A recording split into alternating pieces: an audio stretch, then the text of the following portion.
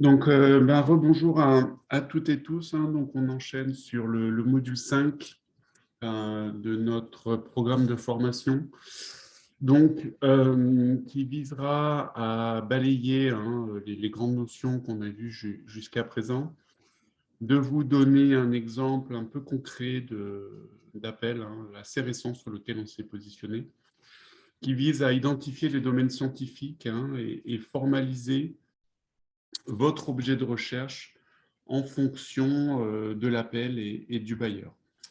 Donc, hein, je ne reviens pas sur qui nous sommes. C'est un plaisir pour nous de vous présenter cette formation dans le cadre du programme ACE Partner avec comme partenaires principaux l'IRD et Bondinov.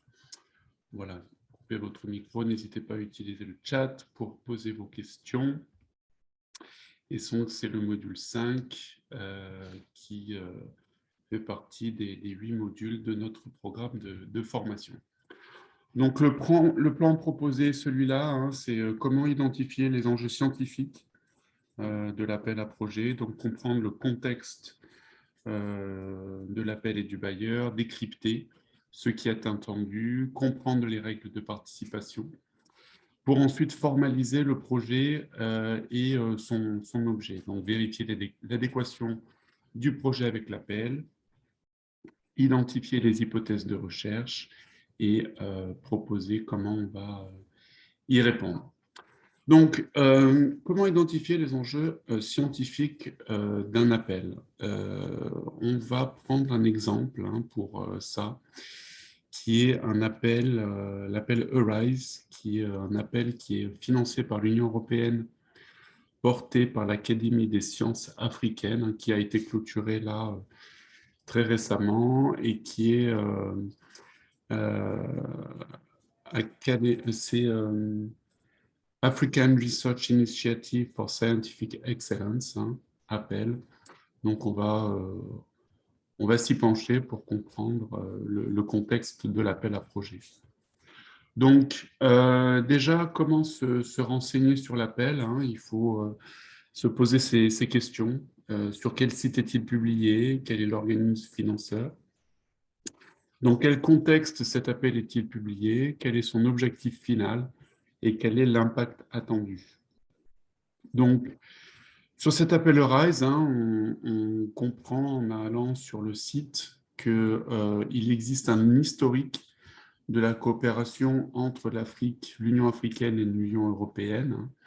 On va aller se renseigner, on va voir qu'il existe depuis 2007 une stratégie commune pour le développement social et humain, l'agriculture, la sécurité alimentaire, le développement des sociétés basées sur la connaissance, que cette feuille de route a évolué en 2014 tout d'abord, puis très récemment en 2020, autour d'une déclaration commune vers une stratégie globale entre l'Union européenne et l'Union africaine, donc Africa-EU Partnership, dont les documents sont disponibles en ligne.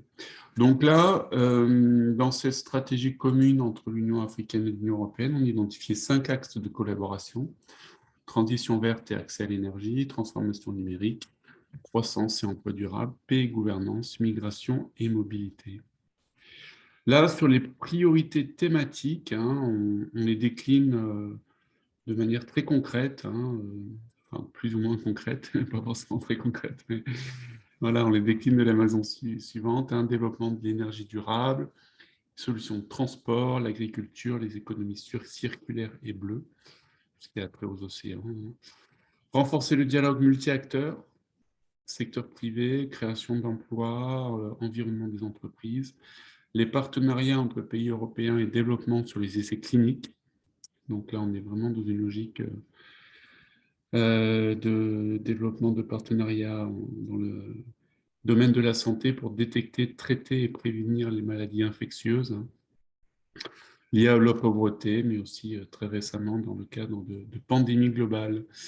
Viser à renforcer les capacités scientifiques en Afrique dans les 4 domaines de coopération, hein, développement du capital humain, conseil scientifique pour la politique, sciences ouvertes et on en a parlé du genre.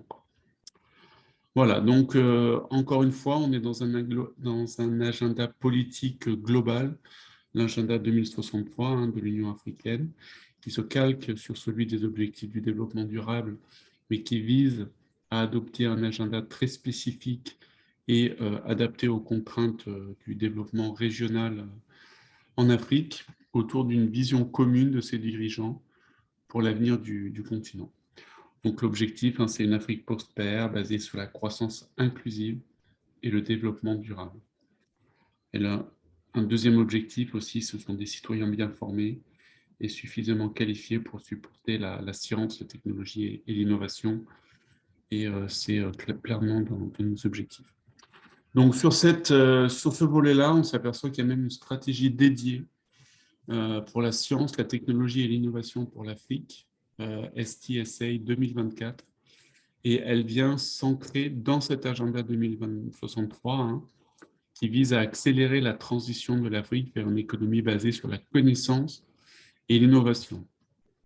Donc, un des objectifs divisés en 6, l'éradication de la faim, la sécurité alimentaire, la prévention et le contrôle des maladies, la communication, la protection de notre espace, vivre ensemble, et bien sûr la création de richesses. 4 piliers: construction et création des infrastructures de recherche, améliorer les compétences professionnelles et techniques, promouvoir l'esprit d'entreprise et l'innovation, et fournir un environnement favorable au développement de la science et technologie et de l'innovation sur le continent africain.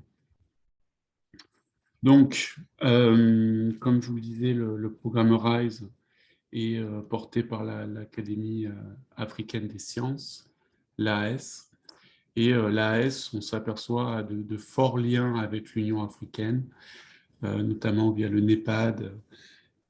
Donc, c'est un organe de l'Union africaine qui vise à transformer et à accélérer les sciences, l'enseignement supérieur et l'innovation en Afrique. Et via l'appel RISE, Alliance, cet appel-là est géré par l'AS via l'ASA, donc Alliance for Accelerating Excellence in Science in Africa. Donc cette plateforme a été mise en place dans le cadre du STSA 2024.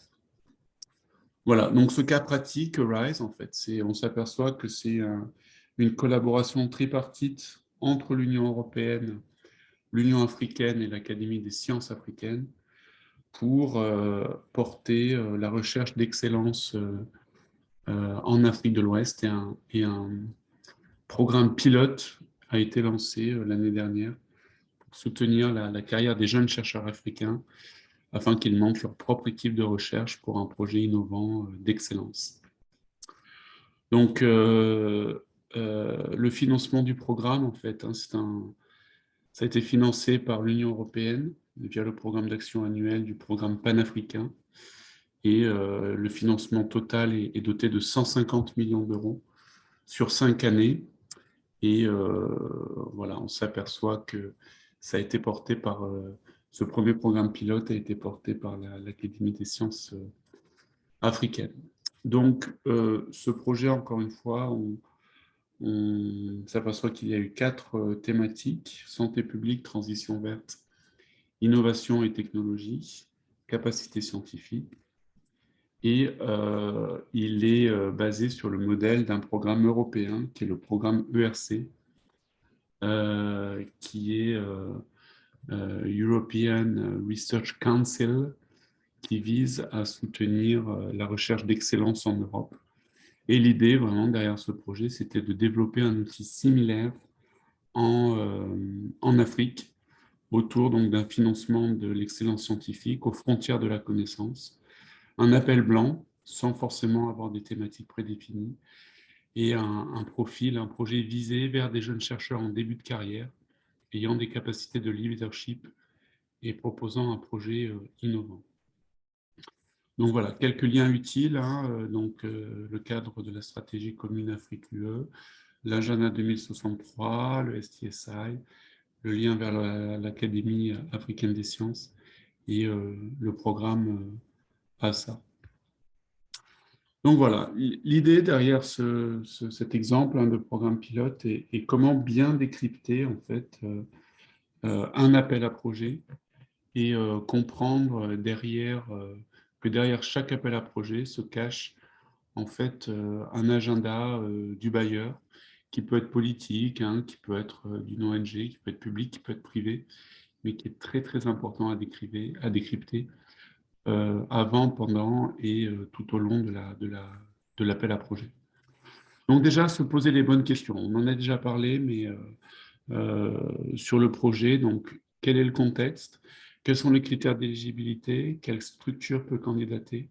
Quel est le montant maximum par projet? Quels sont les coûts éligibles? Quel est le CAVNVA pour répondre? Sur l'évaluation, quelle est la date limite de soumission et le calendrier? Quel site doit-on soumettre? Sur quel site doit-on soumettre son projet? Quels sont les critères d'évaluation? Qui sont les évaluateurs? Et quels sont les délais d'évaluation? Donc là, sur l'appel Arise, hein, donc, on s'aperçoit donc les porteurs, donc le financement est alloué par l'Union européenne et c'est l'African Academy of Science qui va gérer l'appel. Donc c'est eux qui ont créé le site de l'appel. Et là, déjà, lorsque vous allez sur un site pour répondre à un appel, vous avez déjà pas mal d'informations hein, qui vont vous être données, non seulement sur la manière de candidater, mais aussi ce qui vont vous attendre de vous-même. Vous voyez en haut à droite il y a un login hein, pour les fellows, donc les boursiers qui vont candidater.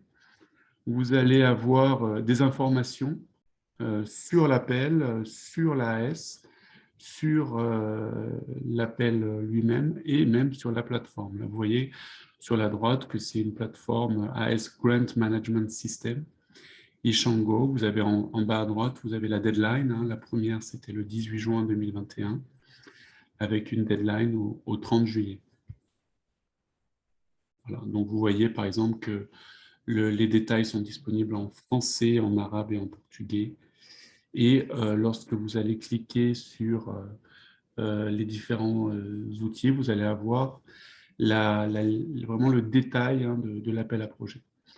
Donc, vous vous apercevez que là, c'est daté de 2021. Donc, initialement, il y avait un appel à manifestation d'intérêt hein, avec tout un détail. Hein. C'est un peu long parfois, mais malheureusement, c'est à lire en long, en large et en travers. Hein.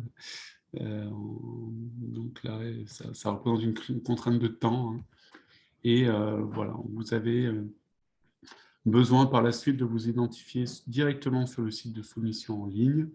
Là, c'était la plateforme Ishango. Et là, on s'aperçoit quoi? En fait, c'est que c'est vraiment le candidat qui va vouloir candidater à l'appel qui devra s'enregistrer avec son propre email et son mot de passe. Voilà, donc quelques liens utiles. Hein. Donc là, vous aviez l'info si ça vous intéresse.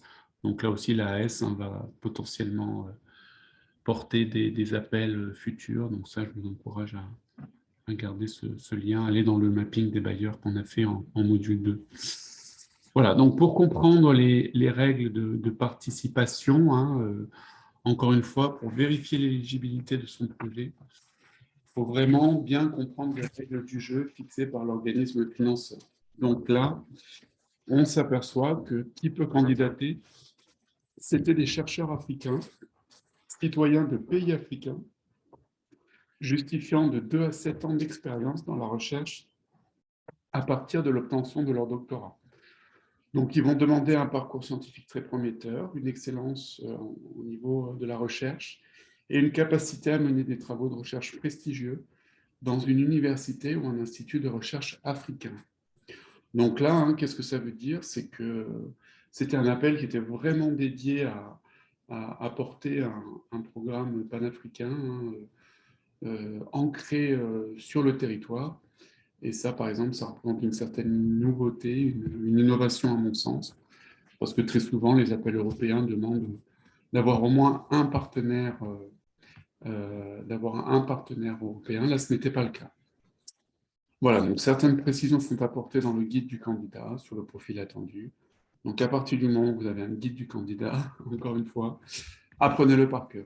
Donc là, dans ce cas-là, il y avait 2 à 7 ans d'expérience à partir de la thèse au moment de la soumission de l'étape 1. Il faut avoir justifié d'au moins 2 années d'expérience professionnelle en tant que postdoc ou assistant professeur.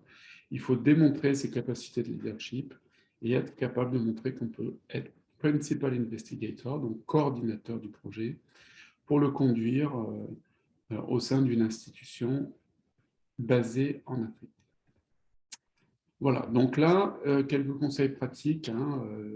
Donc, pour vérifier votre éligibilité, rédiger un court texte de présentation du projet, s'inscrire sur la plateforme en ligne, identifier les questions auxquelles répondre et voir si des annexes sont demandées. Et bien sûr, récupérer l'ensemble des templates, projet, CV, budget. Alors là, bon, on vous a mis un partout, parce qu'en fait, au final, il faut donc vérifier votre éligibilité vraiment en premier, mais ensuite, il faut faire un peu tout en même temps et s'assurer qu'on avance avec les différents partenaires. Voilà, donc un exercice pratique, bon là on est un peu beaucoup, mais ça c'est vraiment quelque chose que je vous encourage à faire avec vos collègues et partenaires au moment de la réponse à un appel d'offres, c'est vraiment d'identifier les mots-clés de l'appel. Et là, en fait, ce que vous pouvez faire, c'est, il y a des logiciels qui vous permettent de prendre le guide du projet et vous les mettez dans des logiciels de Word Cloud. Je suis désolé, je ne retrouve plus le mot en français, mais ça vous permet de voir quels mots ressortent le plus souvent. Et là, on a fait l'exercice pour l'appel RISE et on a eu ce résultat-là. Donc, vous voyez, vous avez par exemple les mots les écrits en plus gros, là, sont les mots qui reviennent le plus souvent. Et ça vous permet de voir quels sont les mots-clés de l'appel. Donc, ici, talent, innovation, excellence, c'est vraiment des choses qui ressortent. Prometteur, indépendance, carrière, inclusion, public, privé, Afrique, risque, impact. Vous voyez, il y a quand même des éléments forts, pluridisciplinaires aussi, qui ressortent. Et ça peut vous aiguiller dans ce qu'attend le bailleur dans la réponse à votre appel d'offres. Et ça, c'est quelque chose qui peut être différent pour chaque appel. Donc ça, pareil, on vous mettra en lien des logiciels de Word Cloud et ça peut vous aider dans le brainstorming avec vos collègues dans le cadre de la réponse à un appel d'offres. Donc, une fois que vous avez fait cette première étape, l'objectif, c'est vraiment de formaliser l'objet de votre programme de recherche en attente avec les bailleurs. Donc, l'idée, c'est vraiment de vérifier l'adéquation du projet avec l'appel. Donc, une fois que vous êtes posé les questions sur l'éligibilité et de vous-même et de votre structure, là, on a une double lecture, encore une fois, 2 à 7 ans après la thèse et une structure africaine, il faut vraiment se poser la question de savoir si son projet rentre dans votre contexte, dans le contexte politique, en fait, de l'appel, qui est, rappelons-le, le fruit d'une collaboration entre l'Union africaine et l'Union européenne. Donc là, la thématique fait-elle partie des priorités stratégiques ciblées et le budget du projet est-il éligible? Tous les coûts le sont-ils? Donc, si on se réfère aux critères d'évaluation, pour revenir sur la partie éligibilité individuelle, on va vraiment se poser les questions sur les capacités intellectuelles et créatives du point focal principal, Principal Investigator. Donc, il vous être demandé de montrer dans quelle mesure vous êtes en mesure de démontrer que vous êtes habilité et en capacité de mener des recherches novatrices. Et vous faites preuve d'une pensée créative indépendante. Dans quelle mesure aussi vous possédez l'expertise et la capacité scientifique pour mener à bien le projet. Et là, on va vraiment aussi parler on l'a fait des notions de risque. Comment est-ce que vous allez gérer les risques et les contraintes au fil du projet. Voilà, donc comment répondre, il faut aller au-delà de l'état de l'art. C'est vraiment faut montrer que vous êtes capable et que vous êtes expert dans le domaine d'expérience. Mais là, vous comprenez bien, donc on est dans une logique de frontière de science, hein, de création de nouvelles connaissances. Donc, comment est-ce que vous allez dépasser votre état de l'art et sur la base de cette bibliographie que vous allez être en mesure de faire, comment est-ce que vous allez au-delà via une pensée indépendante et créatrice et basée sur votre expertise et celle de votre écosystème direct de l'institution panafricaine dans laquelle vous évoluez. Ça, c'est vraiment extrêmement important, hein, c'est-à-dire quelle va être la nouveauté finalement du projet, hein. Quelles vont être les grandes hypothèses qui n'ont jamais réellement ou pas complètement abordé et qu'ils seront là dans votre programme. Voilà, donc là, vraiment, hein, référez-vous aux critères d'évaluation. Ici, ce qu'on s'aperçoit, c'est que les évaluateurs seront à la recherche du caractère novateur et de l'impact potentiel du projet de recherche. Au niveau des défis, donc là, quand on parle de défis, on parle très souvent du défi du développement, du défi de l'agenda des objectifs du développement durable, des défis de l'agenda Afrique 2063. Quelles sont nos ambitions, encore une fois, pour aller au-delà de ce qu'on connaît déjà? Et dans quelle mesure la recherche proposée présente-t-elle des risques et, parallèlement, des avantages élevés? Plus vous allez prendre de risques, et plus le risque va être maîtrisé, plus vous risquez d'être gagnant au final. Donc ça, encore une fois, et c'est un échange hein, qu'on pourra avoir avec vous, moi, personnellement, je vous encourage à en prendre des risques. C'est bien, surtout si vous êtes dans une logique de développement, voilà, d'appel un peu ambitieux. N'hésitez pas à être novateur et de pousser un petit peu le bouchon pour aller au-delà de ce qui a été fait jusqu'à présent. Donc, capacité à relever des défis importants. Hein, donc, encore une fois, en lien avec la stratégie EUA, dépasser l'état de l'art, être entre ou à travers les disciplines, hein, high risk, high gain. En cas de succès, les retombées sont importantes, mais le risque est là. Donc, n'hésitez pas à les présenter, mais aussi à présenter comment vous allez les gérer. Voilà. Dans les critères d'évaluation, pour terminer, hein, dans quelle mesure l'approche scientifique est réalisable, en tenant compte du fait que la recherche proposée au gain en risque, dans quelle mesure la proposition va-t-elle au-delà de ce qui existe déjà et de manière individuelle, et comment est-ce qu'on peut combiner les éléments scientifiques présentés pour répondre à la complexité de la question de recherche.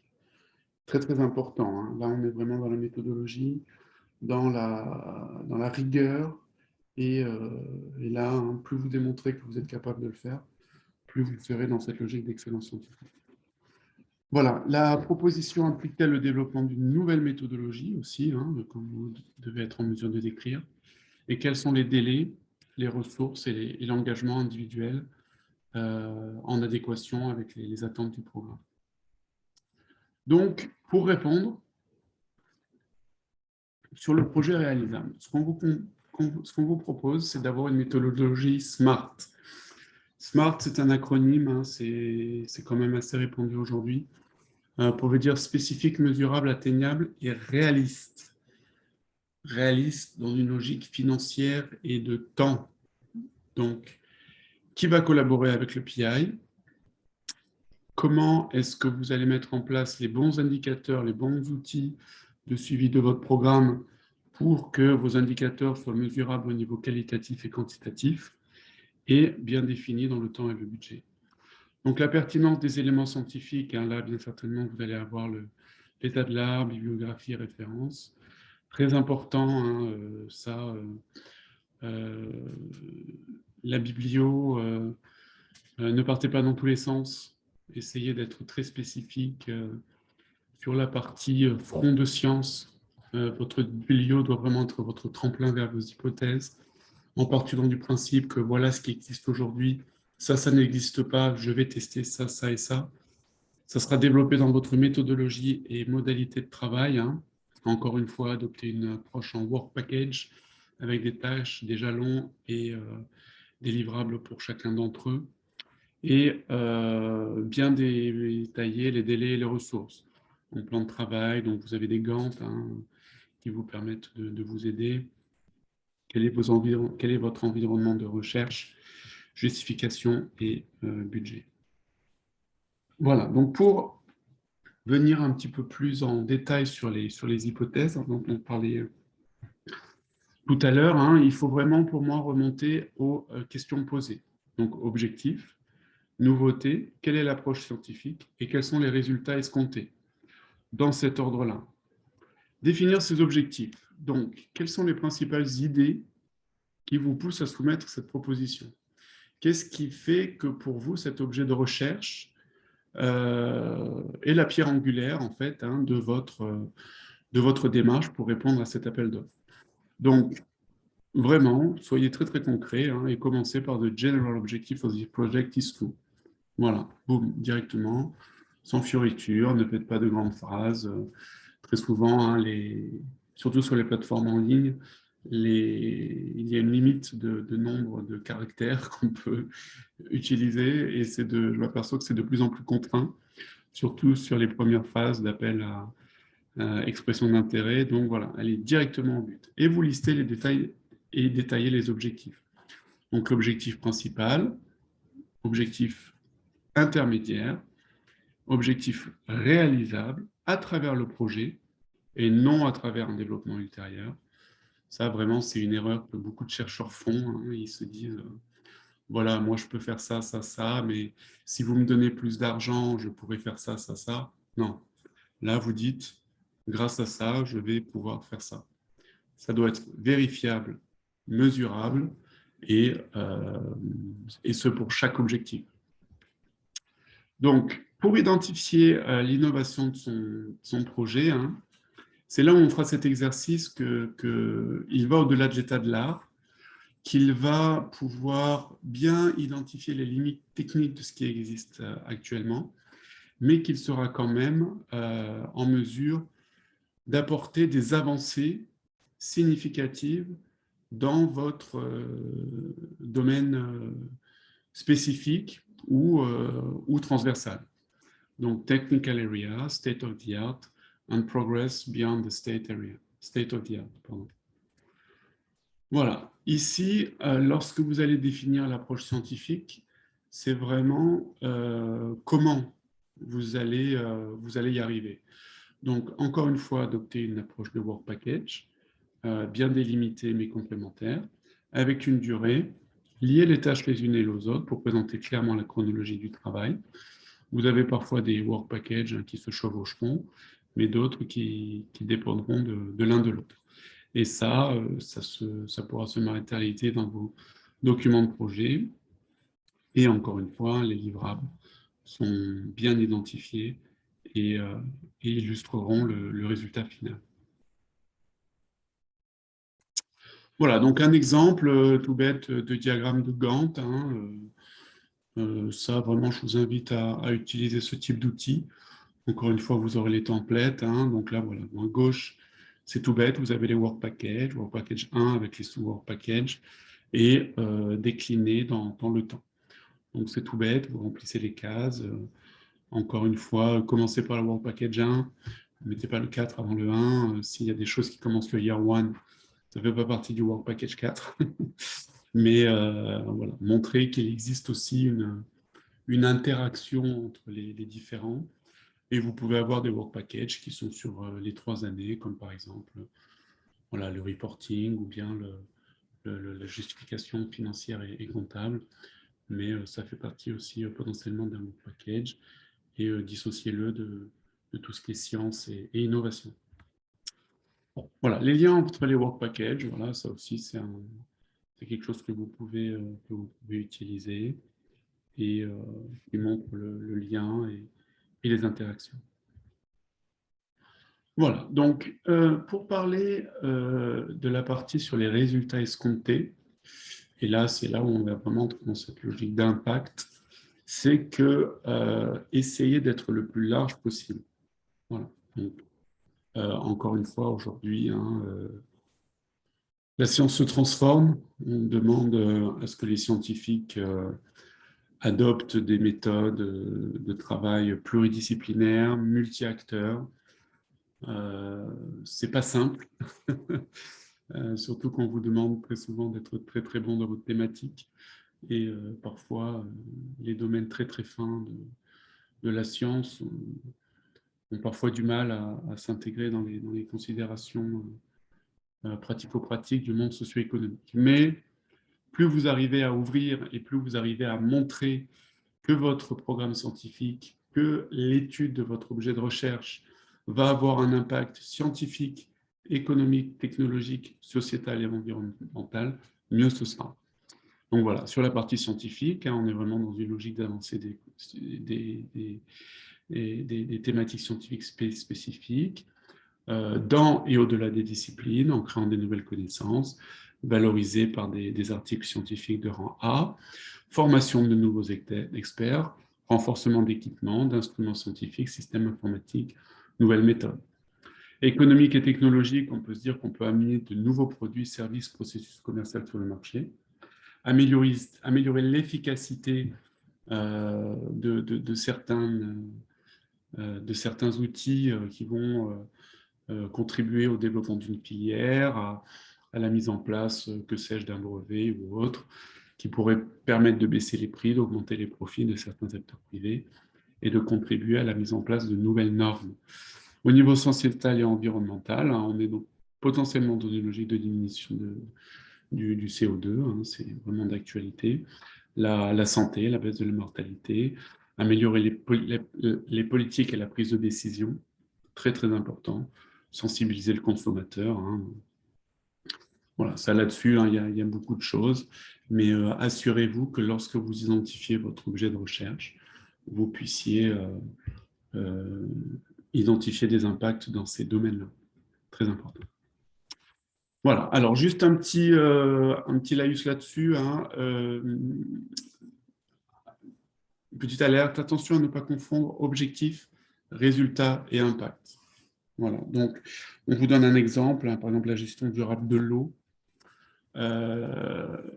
Développer un système d'assainissement de l'eau, ça c'est un objectif.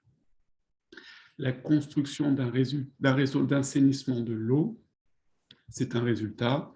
Améliorer la qualité de l'eau, c'est l'impact. Et contribuer à l'amélioration de la santé des populations, c'est aussi un impact. Donc voilà, faites un peu attention lorsque vous listez les différentes attentes du programme.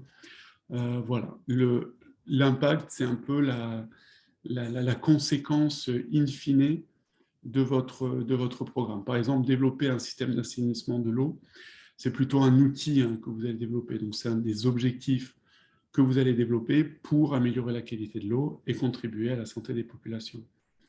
La construction d'un réseau d'assainissement de l'eau, c'est le résultat de votre objectif qui amènera vers un impact.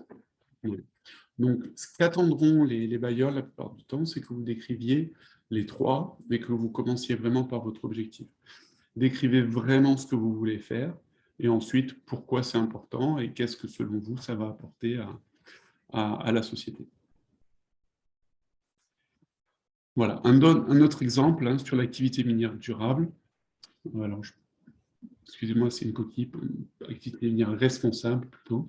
Donc, par exemple, développer des méthodes d'extraction minière plus respectueuses de l'environnement, ça va être votre objectif.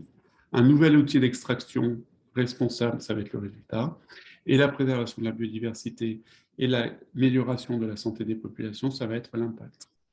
Encore une fois, voilà, votre outil, ça va être ce que vous voulez faire, c'est développer des nouvelles méthodes d'extraction. Votre résultat sera d'avoir ce nouvel outil qui va avoir un impact sur la biodiversité et, on l'espère, sur la santé des populations. Voilà. Un dernier exemple, que je ne vous dise pas de bêtises, non, encore deux exemples.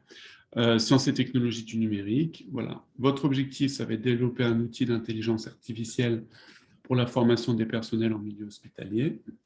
Votre résultat, ça sera que l'outil d'intelligence artificielle permettra au personnel hospitalier de se former sur des techniques d'opération.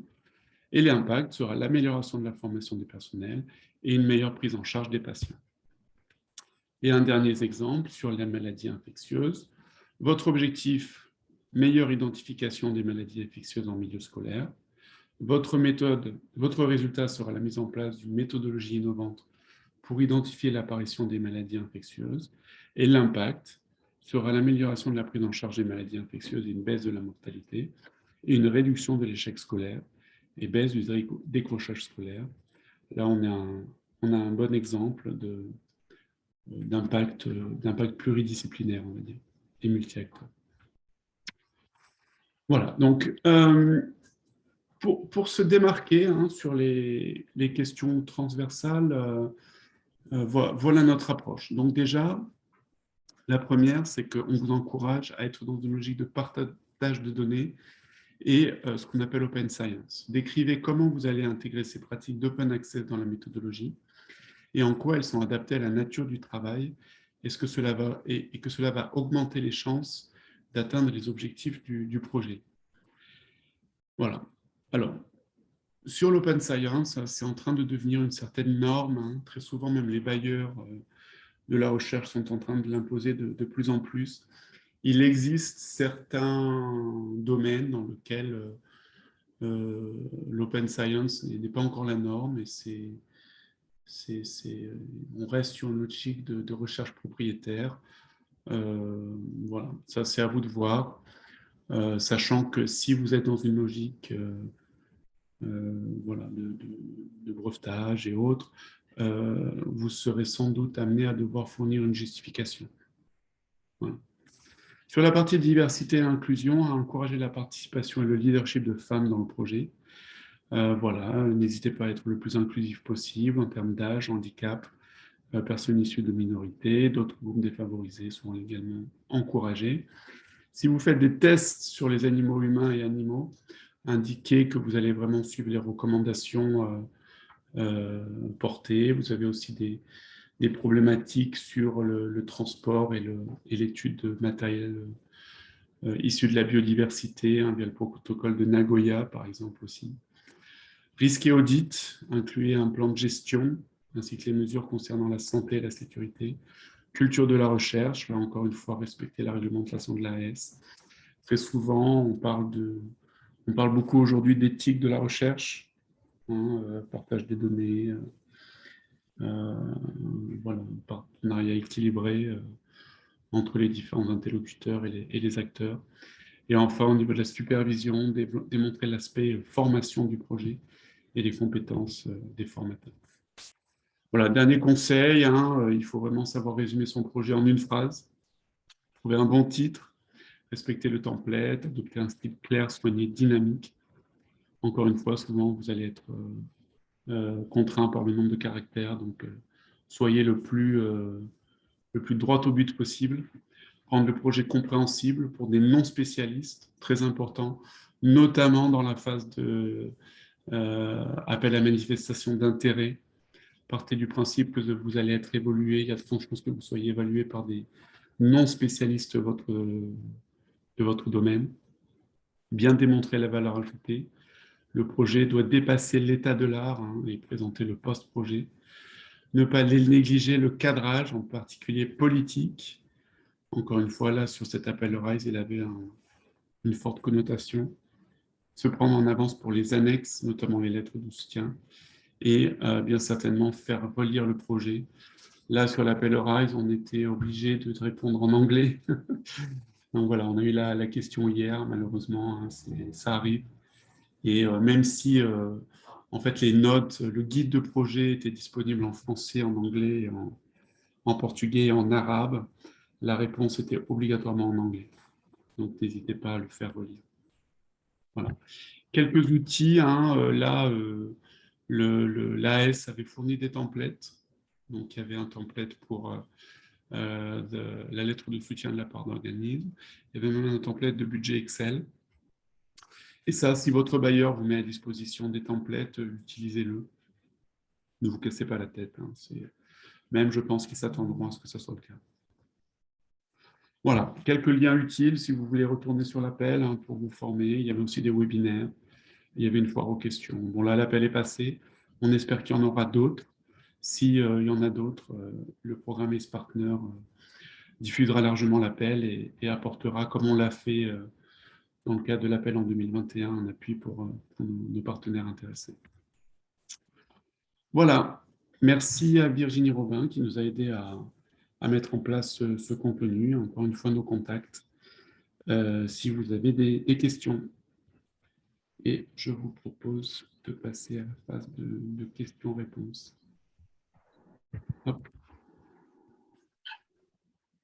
Ok, merci beaucoup Grégory pour cette belle présentation. Donc nous avons un certain nombre de questions. Alors, je vais commencer par, je voudrais avoir les coordonnées de M. Grégory Giraud de la part de Lego Adam Koné. Donc vous allez avoir les coordonnées de M. Giraud à la fin de la présentation. Donc, vous recevrez les slides. Voilà, donc vous recevrez les slides. Et donc, une autre question. Quels sont les éléments qu'il faut montrer son leadership sur ce genre de projet?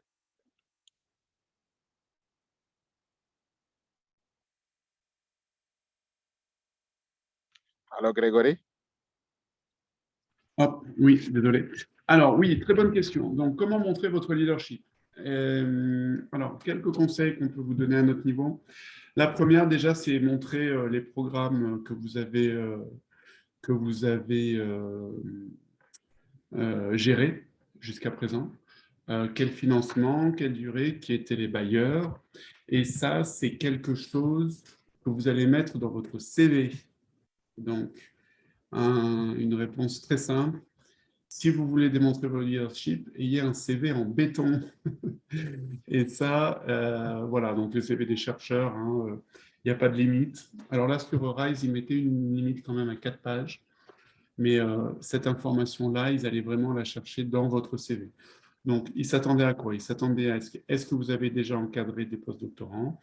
Est-ce que vous avez encadré des stagiaires? Est-ce que vous avez encadré des doctorants? Est-ce que vous avez mené vous-même des programmes de recherche? Et au niveau de vos publications, est-ce que vous étiez premier auteur, deuxième auteur, autre? Voilà. Tout ça, ça se trouve dans votre CV et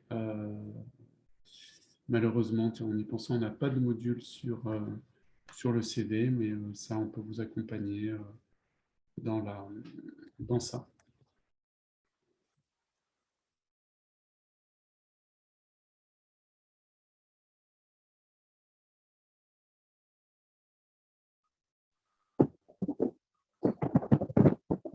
Je ne sais pas s'il y a d'autres questions.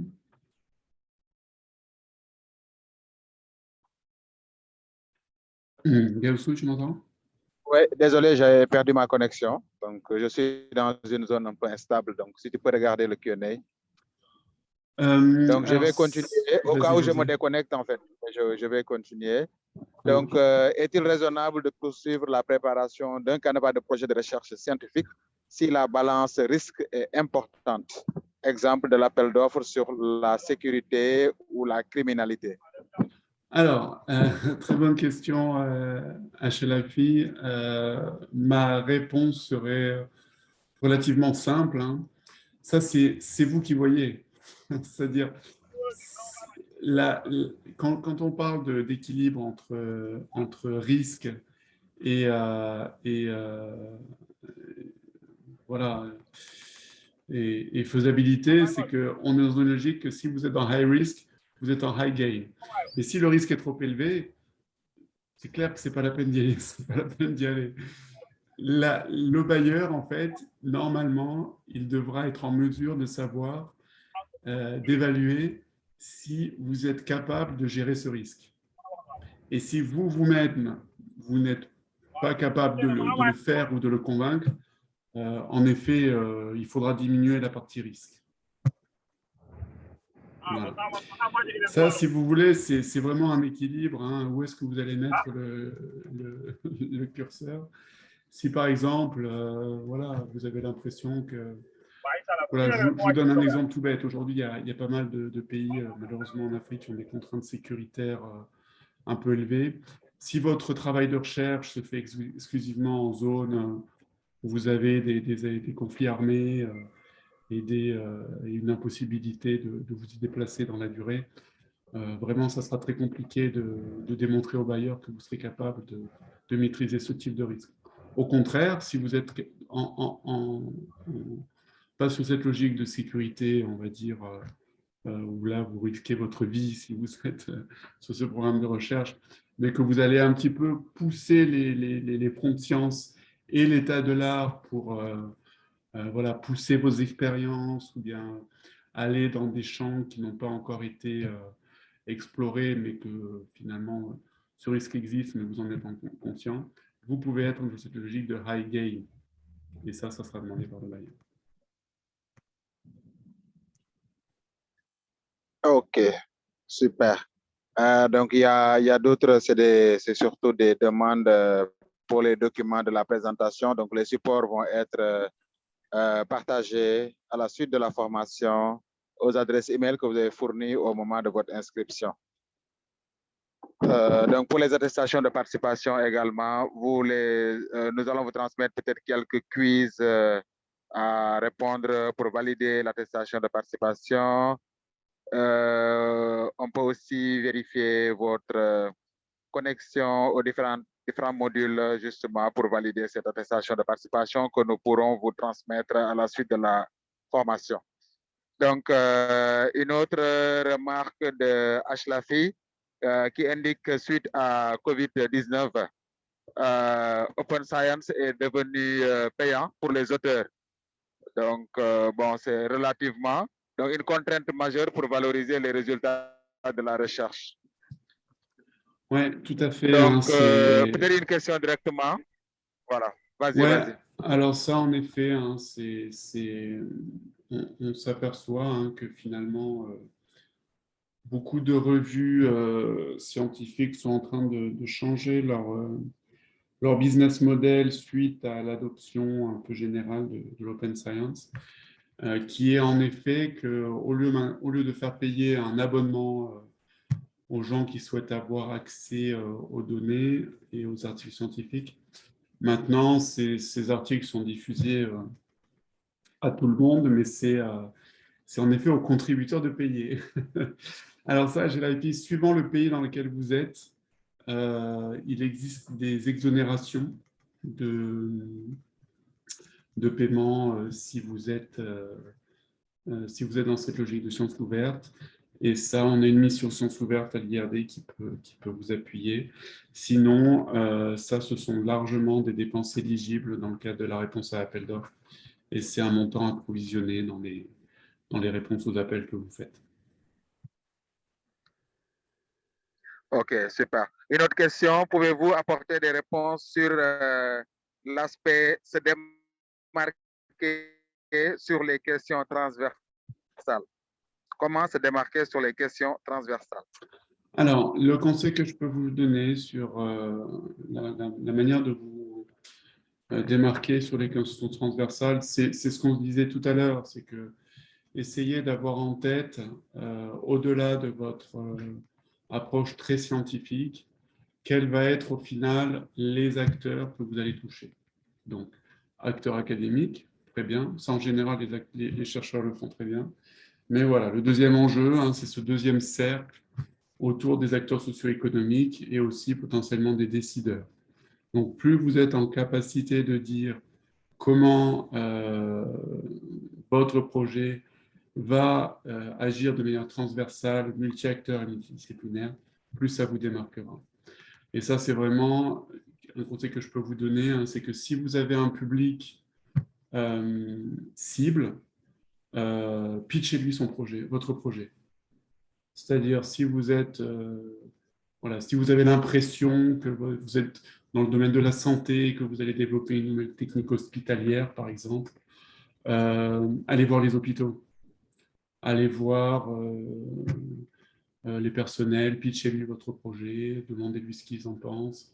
Et si vous pouvez l'impliquer en aval sur votre projet, tant mieux. Pareil pour les décideurs, si vous avez des ministères de la santé, dans un centre de santé qui sont potentiellement intéressés, impliquez-les. OK. Super, merci beaucoup. Je vais prendre une autre question. C'est parmi les bonnes questions à formuler. Il est indiqué qui sont les évaluateurs. Est-il possible d'avoir une telle information? Alors, des fois oui, des fois non. Des fois, vous allez pouvoir avoir cette information sur qui vont être vos évaluateurs, mais parfois non.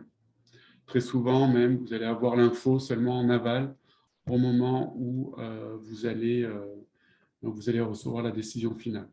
Donc, pour moi, ce qui est important dans cette question-là, c'est bien comprendre ce que vont attendre les évaluateurs, et c'est ce qu'ont présenté la dernière fois. Vous vous souvenez de la grille, hein, où vous avez différents items, où vous allez avoir un pourcentage de chaque question. Et ça, en général, quand vous allez avoir ça dans le cadre du guide du projet et de l'appel, et indépendamment de savoir qui seront vos évaluateurs, il faut respecter ça. Partez aussi du principe, c'est ce qu'on se disait tout à l'heure, c'est que lorsque vous avez plusieurs phases dans un projet, plus vous allez avancer dans les phases, plus vos évaluateurs vont être spécialisés. Donc, en général, lorsque vous êtes dans une logique d'appel à manifestation d'intérêt, les évaluateurs sont vraiment très rattachés à l'institution porteuse de l'appel. Donc, ils vont beaucoup se poser la question sur l'approche générale, sur l'éligibilité individuelle, institutionnelle, sur le fait que le projet est quand même dans les cases. Et par la suite, il sera évalué par des spécialistes du domaine.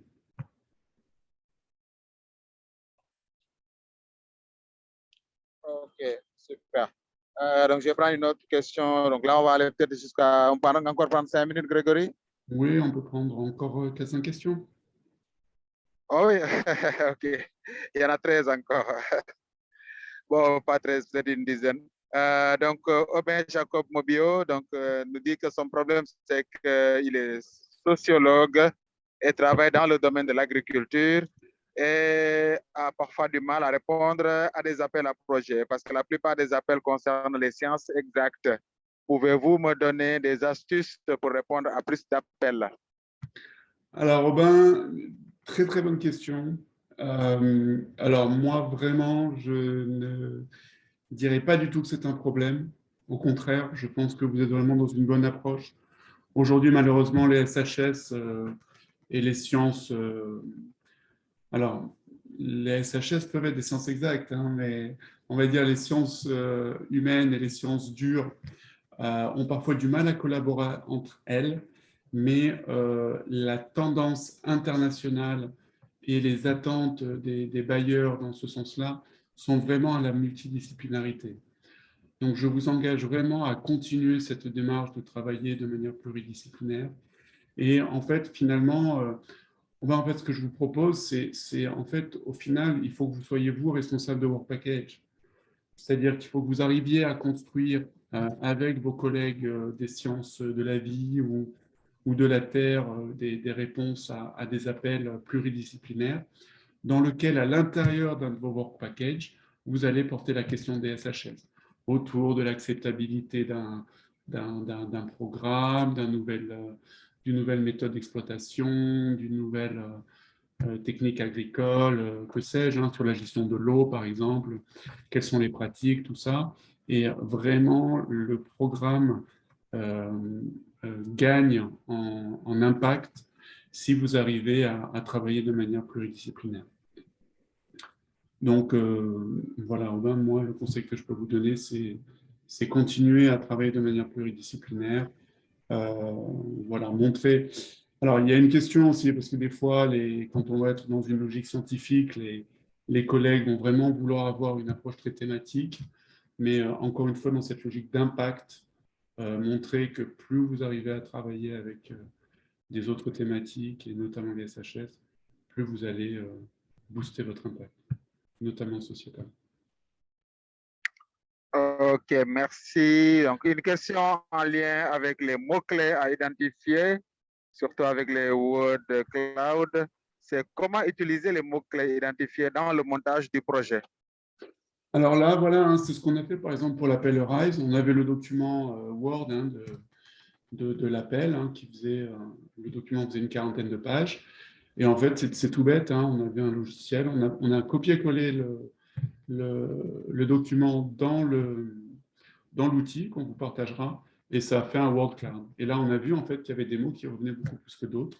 Bon, il y a un petit nettoyage à faire, hein, parce que vous avez de, machin qui revient un peu, qui sont répétés tout le temps. Mais vous voyez en fait les mots qui reviennent. Après, si vous voulez ça là-dessus, il faut vraiment bien identifier déjà les thématiques scientifiques qui sont présentées. Il y aura souvent le mot innovation. Donc, alors, celui qui arrive aujourd'hui à m'expliquer ce qu'est l'innovation, je lui play une place pour aller voir l'OM à Marseille. Mais voilà, vous avez des mots-clés un peu comme ça qui reviennent tout le temps. Et ça, voilà, il faut les ressortir. Voilà, innovation disruptive, partenariat multi-acteurs, co-construction, voilà, c'est des mots qui font plaisir. C'est un peu des buzzwords, on va dire. Ok, peut-être une question que j'ai prise à la fin, mais je vais revenir sur peut-être quelques questions avant. C'est comment faire pour avoir les critères d'évaluation de votre projet? Alors ça, très souvent, le bailleur les listera. L'assureur, on vous partagera le template. Et voilà, vous aurez toute une série d'items. Très souvent, ça sera dans l'appel. Donc, bien étudier l'appel, bien analyser et adapter votre réponse en fonction. Ok. Donc, il y a une question qui est en rapport avec l'agenda qui peut être caché du bailleur et on va dire, les objectifs et les intérêts de votre institution ou pays d'origine. Quel conseil donnez-vous pour faire la part des choses dans ce genre de situation? Alors, j'imagine c'est lorsque les intérêts ne sont pas convergents. C'est ça. Alors, Milalo, c'est une très bonne question. C'est un peu un des messages clés qu'on veut faire passer dans le cadre de cette formation, c'est que derrière chaque appel se cache un agenda, caché ou pas. Voilà, bon, il ne faut pas développer une paranoïa inutile. Très souvent, c'est un agenda du développement. Tout ça, c'est juste que c'est juste que voilà, dans cette logique de développement, les bailleurs vont parfois avoir des attentes différentes. Donc, ce que je vous encourage vraiment à faire, c'est de bien comprendre ce qu'il y a derrière l'appel. Là, par exemple, dans l'appel RISE, vous aviez cette collaboration entre l'Union africaine et l'Union européenne. Donc, comprenez quelle est la base de ce dialogue, comprenez quelles sont les attentes, quelles sont les thématiques priorisées pour que vos programmes s'inscrivent au mieux là-dedans. Et ça, c'est ce qu'on se disait à la première formation. Si vous en avez l'opportunité, n'hésitez pas à aller les rencontrer, ces bailleurs-là. Via votre institution, n'allez pas individuellement comme ça, mais encouragez votre institution à faire aussi ce travail via son département des relations nationales et internationales pour qu'eux-mêmes, au sein de l'institution, il y ait cette expertise de savoir exactement ce qui est attendu des principaux bailleurs nationaux et internationaux. Ok, super. Et donc, allô, tu m'entends, Grégory? Ouais. Ok. J'ai une question ici qui peut paraître évidente, mais je pense qu'il mérite d'avoir une réponse. C'est comment faire pour un jeune chercheur avec expérience, mais qui n'a pas le nombre d'années d'expérience requis pour le commanditaire de l'appel d'offres. En fait, c'est comme si par exemple, pour Arise entre 2 et 7 ans, c'est-à-dire si tu n'es pas dans cette fourchette, comment faire? Alors là, la réponse est très simple. C'est pas pour vous. Exact. C'est pas grave. C'est éliminatoire. Donc, voilà, si vous avez... voilà, si vous avez écrit C'est noir justement ce que sur je voulais que tu blanc, dises. Tu passes à voilà, autre chose. voilà, Adèle, bonne question, hein, mais ne perdez pas Oui, de temps. C'est pas pour absolument. vous, c'est pas grave, il y aura d'autres appels, hein. Mais là, par exemple, voilà, c'était éliminatoire. C'est ça. OK, super. Et une autre, voilà. Ah, Vas-y, vas-y. OK, super. Donc, peut-être une autre question intéressante. Euh, Avoir l'exposé, il est véritablement difficile pour un jeune chercheur de mener un projet de recherche comme initiateur. Je pense que c'est très important comme question. Quel conseil à ce niveau et comment intégrer des centres de recherche pour acquisition d'expérience? Alors là, Mohamed, oui, clairement, hein, les jeunes chercheurs galèrent. Il n'y a pas de secret, mais c'est pas grave, ça fait partie du truc. C'est pas parce que vous êtes aujourd'hui un jeune chercheur que vous n'êtes pas compétent et vous n'êtes pas en mesure d'être ambitieux. Donc, hein, je vous encourage vraiment à continuer à candidater. Plus vous candidatez sur des appels, soyez ambitieux, pesez les risques et les gains et, et vous y arriverez. Voilà, faut pas donner d'étiquette, hein, aux jeunes, aux vieux. Aujourd'hui, le métier de chercheur vous oblige, hein, à vous positionner sur des appels d'offres. Malheureusement, la recherche publique en Afrique subsaharienne notamment est sous-financée. Donc, c'est un passage obligatoire d'aller chercher des financements. Donc, je vous encourage à développer vos réseaux, vos consortiums pour, si vous avez l'impression que vous n'avez pas encore toute l'expérience ou les réseaux pour vous positionner en tant que lead, faites partie voilà, d'un consortium, portez des work packages. Et plus vous en porterez, plus vous en ferez partie, plus vous serez à même de porter des projets ambitieux. Absolument. Donc, je vais prendre les 3 dernières questions. En fait, finalement, on va prendre toutes les questions. Mais Bon, donc, premièrement, peut-être très rapidement, hein, les critères d'éligibilité édictés dans le projet concernent-ils les membres du consortium? Je pense qu'il s'agit de ERAS. alors là, sur Rise, il y avait juste il y avait 2 critères d'éligibilité. Le premier, c'était 2 à 7 ans après la thèse pour les porteurs. Et le deuxième, c'était l'institution porteuse. Là, vous voyez, sur Rise, il y avait pas d'obligation de créer un consortium pour répondre. C'était l'individu et l'institution qui candidataient. Après, dans une deuxième phase, on demandait à montrer que le programme pouvait agir au niveau régional, mais la constitution d'un consortium pour répondre n'était pas obligatoire. C'est ça. Donc, si le consortium est constitué, c'est pour des raisons tactiques ou bien voilà, de complémentarité. OK. Donc, rapidement, pour l'avant-dernière question, est-ce qu'il existe une technique pour mieux générer l'acronyme d'un projet? Ah, non. Non, alors, ça, c'est une très bonne question. Encore une fois, Très bonne question, non, effectivement. je ne pense pas qu'il y ait... Non, il faut que ça soit, voilà, hein, c'est assez important le nom de votre programme. Et la mode, hein, c'est de trouver un acronyme un peu facile à présenter, un peu sexy. Ça fait partie du marketing de votre programme. Non, ça fait laisser libre cours à votre créativité. Et le conseil que je peux vous donner, c'est n'hésitez pas d'être original, hein. C'est vrai que toi, Gaussou, tu aurais peut-être des exemples à donner, hein. On en a donné plusieurs sur le programme.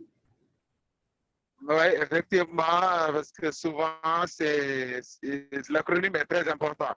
Un évaluateur peut tomber sur le charme de l'acronyme.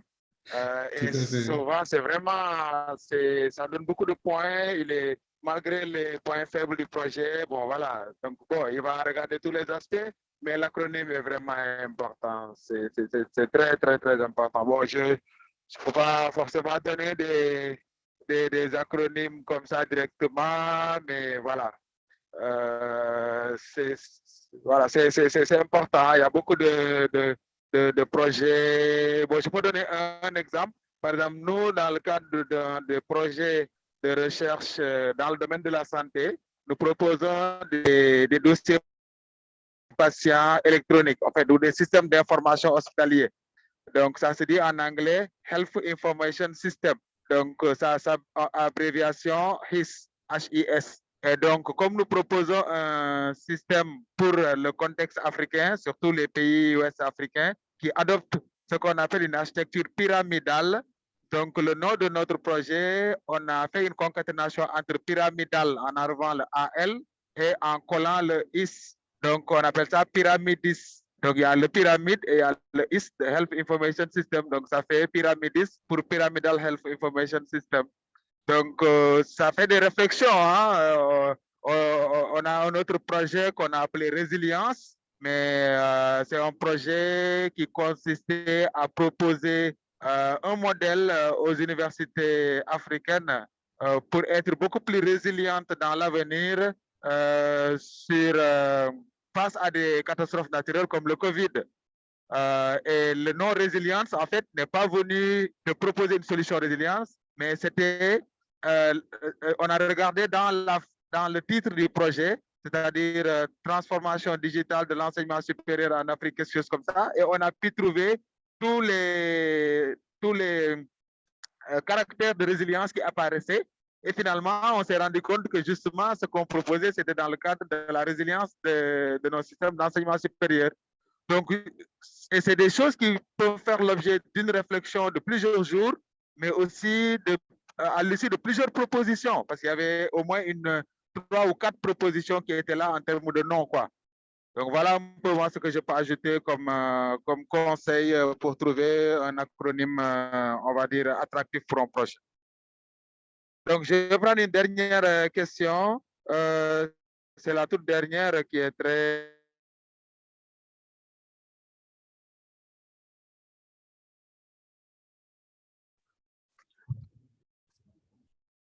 Elle dit, quel conseil pourriez-vous nous donner de que je sois retenu? Écoutez, suivez notre formation. mais voilà, donc elle sera... Donc, on essaie d'enregistrer les vidéos là, sur notre chaîne YouTube au fil de l'eau. Mais voilà, n'hésitez pas à nous contacter. On sera heureux de répondre à vos questions spécifiques. Et on vous souhaite le meilleur dans la réponse à vos appels. Voilà, donc on peut peut-être conclure ce module 5, Gaussou, et oui, Grégory, vas-y. Donner rendez-vous cet après-midi pour le module 6, qui sera animé par Mamadou. Avec Mamadou. Voilà. Merci à toutes et tous. À bientôt. Merci, au revoir, à tout à l'heure.